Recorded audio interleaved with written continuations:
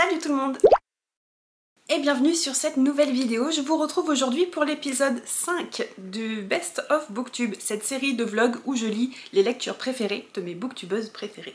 Et pour tout vous avouer, je filme cette intro un petit peu à l'aveugle parce que en ce moment, ces derniers jours, et je pense que ça va durer une bonne partie de l'été, j'ai des envies de lecture d'un petit peu tout. J'ai envie de lire de la fantasy, de la science-fiction, de la romance, de la littérature contemporaine, du thriller. C'est n'importe quoi, j'ai envie de lire tout et n'importe quoi. Donc j'ai du mal à me fixer sur la thématique de ce vlog, le premier qui va sortir. J'ai 3 idées de vlog que j'aimerais donc tourner cet été et vous sortir, mais voilà, comme j'ai un petit problème pour me fixer sur mes envies de lecture, ce que je vais faire, c'est que je vais lire les titres que j'ai choisis pour ces 3 vlogs thématiques. Et le premier qui sera complet, je vous le sortirai et ce sera l'épisode 5. La première thématique, c'est tout ce qui est littérature contemporaine. La seconde, ce sont les romances. Et la troisième, c'est les one-shots de l'imaginaire, donc que ce soit de la fantasy ou de la science-fiction. Et donc sur ces 3 vlogs thématiques, j'ai envie de lire un petit peu tout, mais pas forcément en même temps. J'ai pas envie de lire mes 3 titres de romance d'un seul coup, j'ai pas envie de lire mes 3 titres d'imaginaire one-shot d'un seul coup non plus, et j'ai pas envie de lire mes 3 littératures contemporaines d'affilée non plus. En plus, à chaque fois, soit tous les titres ne sont pas encore disponibles, soit j'en ai directement avec moi, soit il m'en manque de la médiathèque. Dans tous les cas, j'ai pas tout ce qu'il me faut sous la main et j'arrive pas à me fixer, donc on va y aller au feeling.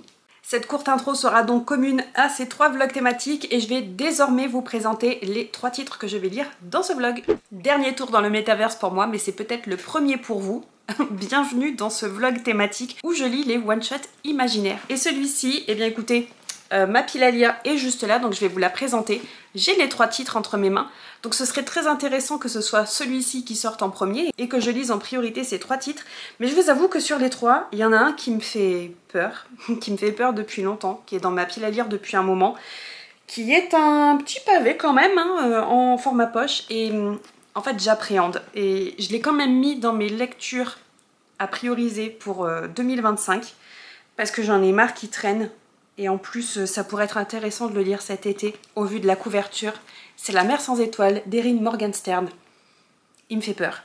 Il me fait peur parce que j'ai peur de passer à côté. Il est tellement apprécié par la communauté Booktube que forcément, j'ai peur d'en attendre trop et d'être déçue. Et il me semble que le style d'écriture est assez particulier. J'ai peur que ça ne le fasse pas. Et je vous avoue que c'est pour ça que je freine un petit peu la sortie de ce vlog. Pourtant, j'ai lu un autre titre de cette autrice, c'était Le Cirque des rêves, et j'avais adoré le style d'écriture. Donc à voir. Si c'est le même style, ça va carrément le faire. Si c'est un style différent, mais tout aussi particulier, ça passe ou ça casse. Et ce titre-là, c'était l'une des lectures préférées de 2024 de Mamaki, de la chaîne Sous le ciel. Et je sais que c'était aussi l'un des préférés peut-être de l'année précédente d'Elise de la chaîne A Book and a Cup, et c'est l'un de ses favoris de tous les temps même je crois, mais il n'empêche pas que j'ai peur. Un autre titre que Mamaki m'a fait ajouter à ma pile à lire, et celui-ci j'aurais jamais cru que j'aurais envie de le lire un jour, parce que bah, déjà j'en avais jamais entendu parler, et quand elle en a parlé, c'est de la science-fiction, c'est une autrice que je n'ai jamais lue.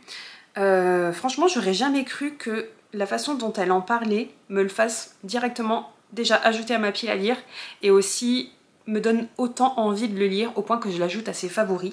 C'est L'autre côté du rêve d'Ursula K. Le Guin. Je sais pas forcément comment on prononce. C'est un roman qui est assez court, il fait un petit peu plus de 200 pages, donc ça peut se lire assez vite.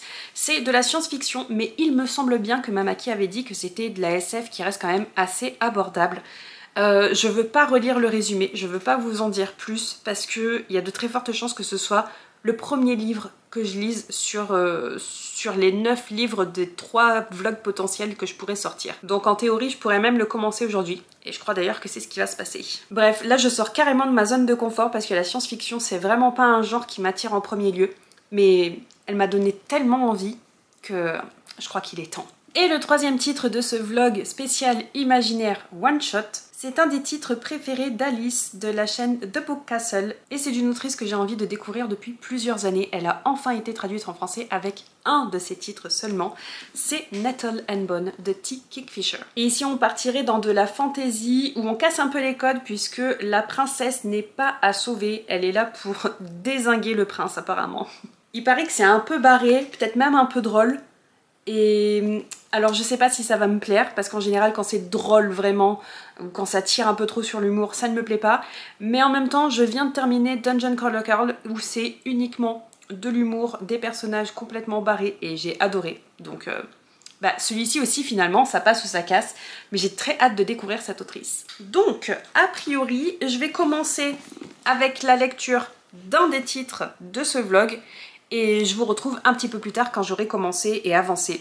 Je pense que je vais démarrer avec celui-ci, il me fait trop les yeux doux.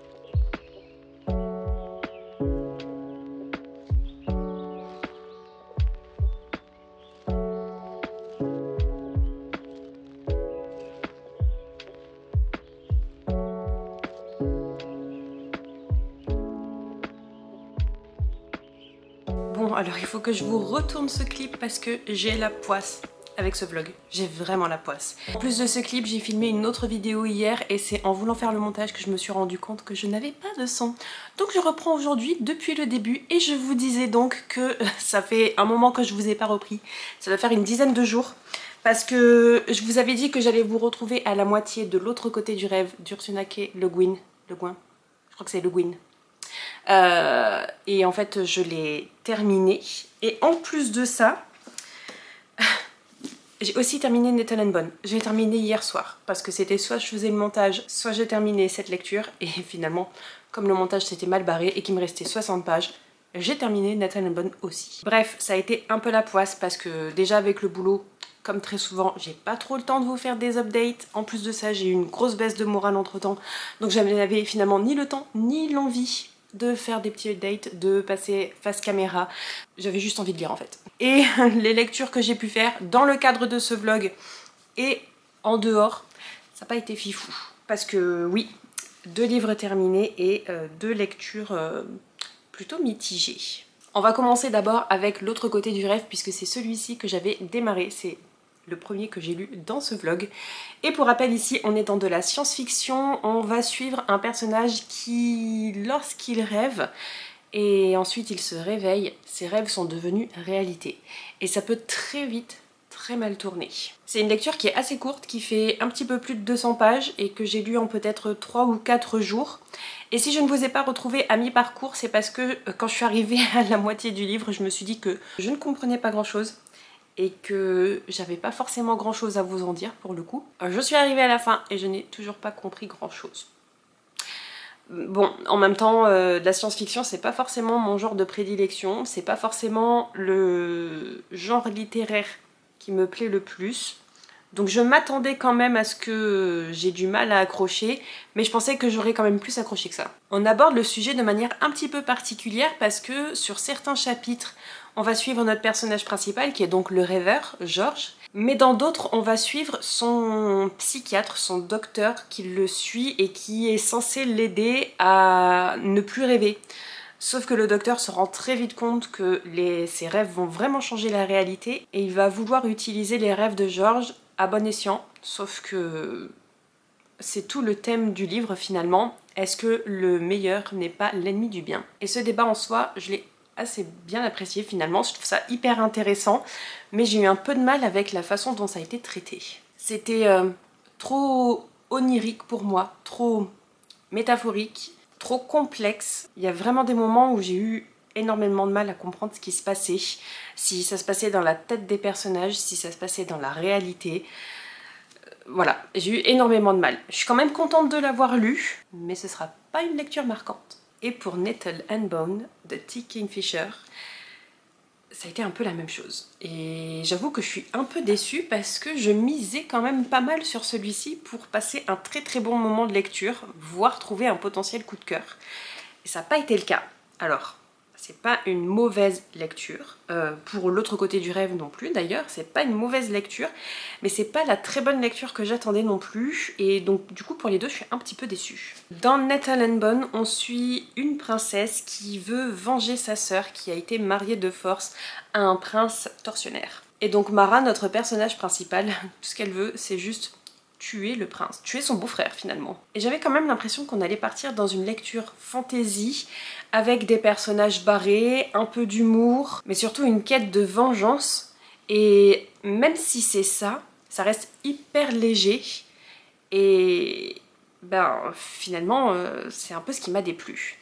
Je pense qu'on peut dire que ce roman c'est de la cozy dark fantasy finalement, parce que j'ai vachement retrouvé ce côté cozy fantasy qui me plaît sans me plaire, parce que justement on va jamais dans le fond des choses, on va jamais creuser le thème, les sujets abordés, on va pas forcément creuser l'univers non plus, alors que c'est ce qui me plaît dans la fantasy et c'est ce qu'on va retrouver dans la cozy fantasy, ce côté plus léger, plus superficiel finalement. Sauf qu'ici on est quand même dans un univers assez sombre, c'est pour ça que je vous dis, pour moi c'est plutôt de la cozy dark fantasy, ce qui en soi n'est pas mauvais, mais c'est juste pas forcément le genre de lecture que je vais apprécier. Et comme j'ai terminé ma lecture hier soir, je peux vous le dire, je ne me suis pas forcément attachée aux personnages, ni forcément aux relations entre les personnages non plus.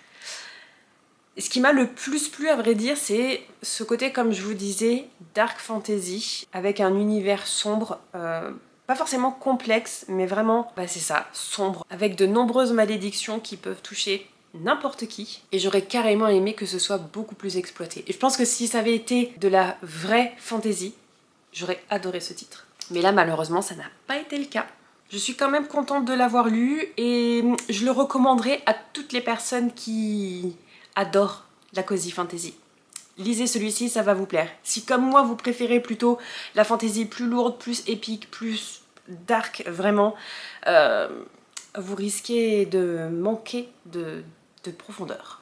Et pour terminer ce vlog, il va me rester uniquement à lire La mer sans étoiles d'Erin Morgenstern, que j'ai oublié au travail, donc je vous mets l'image ici évidemment. C'est aussi celui que j'appréhende le plus de lire, déjà parce que c'est le plus épais des trois.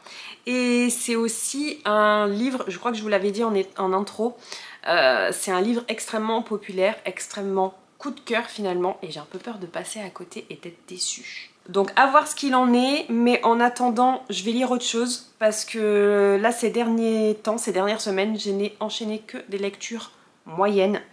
Pas forcément des déceptions, mais pas des coups de cœur non plus, voire des moments où je me suis un peu ennuyée. Donc j'ai besoin d'autre chose. Donc là j'ai commencé une romance pour pouvoir carrément me changer les idées, et comme ça quand je reviendrai dans ce vlog avec La mer sans étoiles, je pense que ça ira beaucoup mieux. Ah oui, et en parlant de romance, c'est aussi l'une des choses qui m'est arrivée la semaine dernière, sur la journée du vendredi 13, et où je me suis dit, j'ai la poisse, c'est pas possible. Je vais vous mettre ici Funny Story que j'ai reçu en colis, parce que je suis allée plusieurs fois en librairie et il n'avait pas, donc je l'ai commandé directement. Et quand je l'ai reçu, eh bien déjà, je l'ai pas reçu à l'endroit où j'avais demandé de le récupérer. Il a été livré ailleurs, donc j'ai dû me réorganiser pour aller le récupérer parce que forcément c'était pas la même chose. Et donc vous voyez les photos de l'état de Funny Story quand j'ai ouvert le colis. Autant vous dire que j'étais dégoûtée. J'ai fait une réclamation pour demander un échange auprès de ma librairie et ils m'ont répondu en me disant « Pas de souci, renvoyez le colis, on va vous rembourser. » Moi je veux le livre, je veux mon livre. Donc ce que j'ai fait, c'est que oui, j'ai fait mon colis, je l'ai renvoyé, j'attends mon remboursement. Et du coup je suis retournée en librairie, cette fois-ci il l'avait enfin, donc je l'ai enfin entre mes mains. Je l'ai récupéré le 18 juin, il est sorti le 4. Je vous avais dit je serai en librairie le 4 et je l'achète le 4 et je le lis le 4. Mais bon, apparemment l'univers littéraire avait d'autres projets pour moi. Donc finalement, eh bien il se trouve qu'on est le 20 juin avec un petit peu tout ce qui s'est passé. Et je n'ai toujours pas commencé ma lecture de Funny Story. Donc autant vous dire que le vlog spécial romance n'a toujours pas commencé. Et vous voyez un petit peu où j'en suis dans le multivers des vlogs de cet été. Finalement ce sera bien celui-ci qui va sortir en premier. Mais bon, tout ça pour dire que j'ai enfin Funny Story entre mes mains. J'adore le dos du livre, je le trouve magnifique. J'ai très hâte de le lire. Et forcément maintenant je vais devoir attendre un petit peu parce qu'il faut que je termine ce vlog là. Et sinon petit update au niveau perso entre guillemets, deux petites choses. La première c'est que je commence à déménager et là en ce moment avec mes parents on est en mode nettoyage à fond parce qu'on n'a pas tous la même notion de la propreté et voilà ça a été folklore hier après-midi. Et deuxième petite chose, j'ai commencé à suivre une diététicienne depuis le mois dernier. Enfin, depuis le mois de mai. Et le fameux 13 juin, c'était la première fois que je retournais avec la diététicienne pour suivre un petit peu et pour reprendre les mesures. Et je suis trop contente parce qu'en un mois d'effort, entre guillemets, parce que j'ai pas vraiment fait d'effort, j'ai juste changé la façon dont je compose mon assiette, eh bien il y a déjà eu des gros changements et je suis trop contente. Je vous précise ça parce que la robe que je porte aujourd'hui, ça faisait des années que j'avais pas pu la mettre parce que je ne rentrais plus dedans. Et maintenant, elle me va. Donc je suis ravie et je poursuis mes efforts. Bon et sinon trêve de blabla, faut que je retourne à mon nettoyage déménagement et il faut que je tourne l'autre vidéo que j'avais tournée hier alors que j'avais pas de son. Bref, du boulot m'attend et je vous retrouve quand j'aurai commencé La Mer sans étoiles.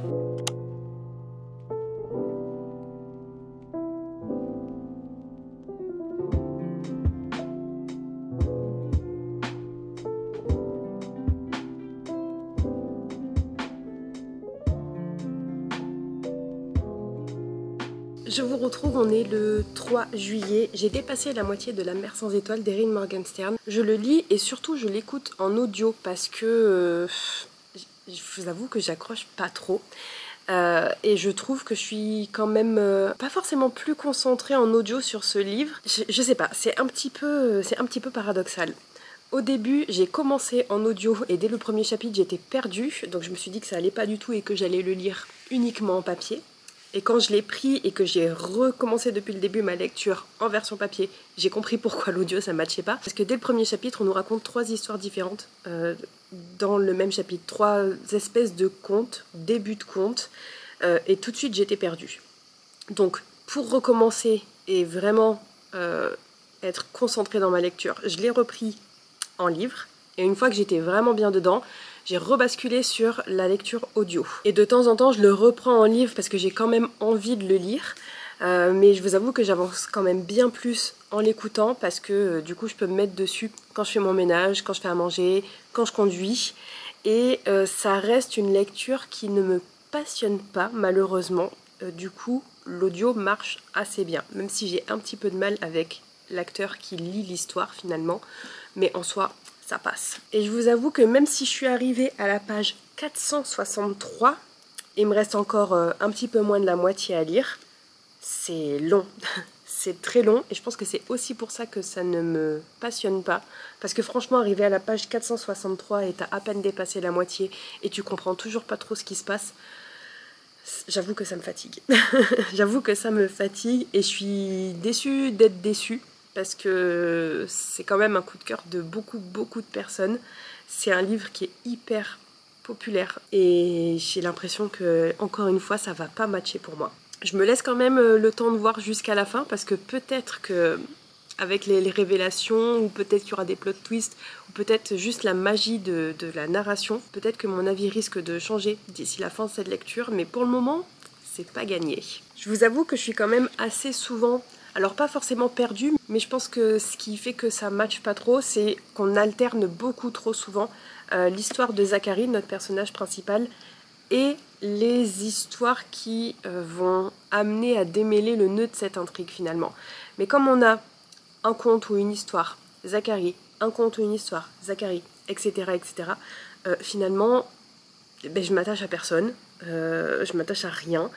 Je suis limite saoulée et je vous avoue que j'étais super contente d'avoir enfin terminé toutes mes autres lectures pour pouvoir me concentrer sur La Mer sans étoiles. Et bah, j'ai recommencé une lecture ce matin parce que j'ai pas envie de me focaliser sur cette lecture. J'ai pas envie de littéralement reprendre le livre pour continuer ma lecture. J'en serais presque à me forcer en fait parce que j'accroche pas tant que ça malheureusement. Donc voilà où j'en suis pour le moment. Il faut que je continue mon déménagement. Donc je pense que je vais continuer sur l'audio parce qu'il va falloir que je remplisse mes bibliothèques pour pouvoir récupérer les sacs dans lesquels sont entreposés mes livres pour le moment, pour pouvoir continuer mon déménagement. Donc je pense que c'est comme ça qu'on va se retrouver d'ici quelques instants. Je vais re-remplir mes bibliothèques. Il y a du boulot, mais au moins je vais pouvoir avancer dans mon déménagement et avancer dans La Mer sans étoiles. Je m'arrête ici pour l'instant parce que j'ai acheté une troisième bibliothèque, mais j'ai l'impression qu'elle n'est pas très bien montée. Elle n'est pas droite comparée aux deux autres que j'avais déjà. Et ça me trigger. Et j'ai un peu peur que si je la remplis, que ça aille pas au niveau du poids et qu'elle bascule. Donc pour le moment je la remplis pas. Il me reste encore tous mes poches à ranger. Et de ce côté-ci, en fait, j'ai fait un peu des classements par genre. Mais ce sera pas encore le résultat final, donc c'est aussi pour ça que c'est le bazar et que c'est pas vraiment bien rangé. Je sais pas trop encore comment je veux organiser ça.